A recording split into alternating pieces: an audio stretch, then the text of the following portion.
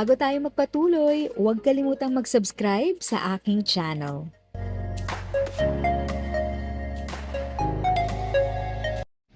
Thank you sa pag-click ng aking video. Good day po sa lahat ng ating SSS pensioners. Sa mga bagong viewers at napadaan lang, by the way, I'm Tita Eda. Welcome to my channel.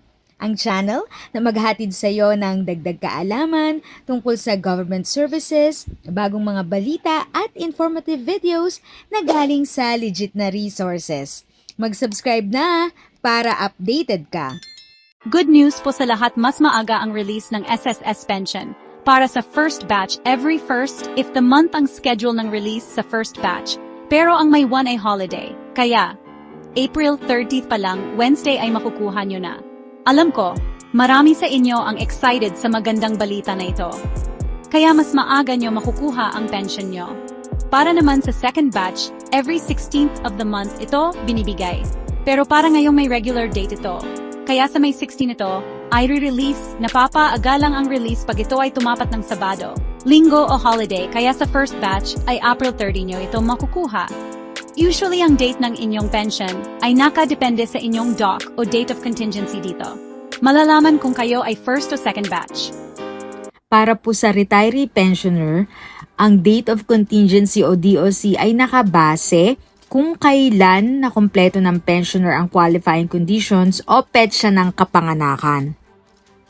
Petsa naman ng pagkamatay ng miyembro para sa survivorship pensioner at para sa disability pensioner, total disability o permanent disability, petsa ng operasyon, pagtatapos ng pagkakasakit o petsa ng physical examination, alinman ang angkop ang basihan naman para sa disability pensioner.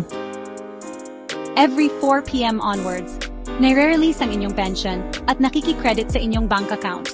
Kaya malaking tulong kung kayo ay may online banking mache-check nyo. Kasi yung pension nyo, kung ito ay pumasok na imbes na lumabas at pumila pa kayo para i-check sa ATM machine, mas mainam ang online banking.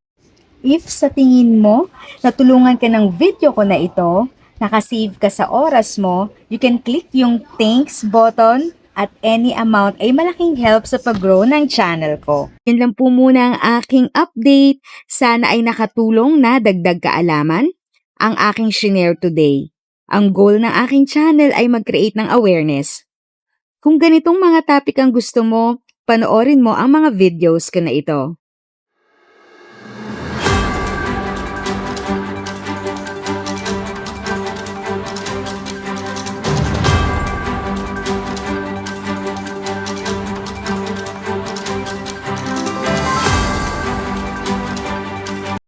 Thanks for watching! Kung may kapamilya, kaibigan o kakilala sa tingin mo ay magiging interesado sa video, please share or tag sila sa comment section.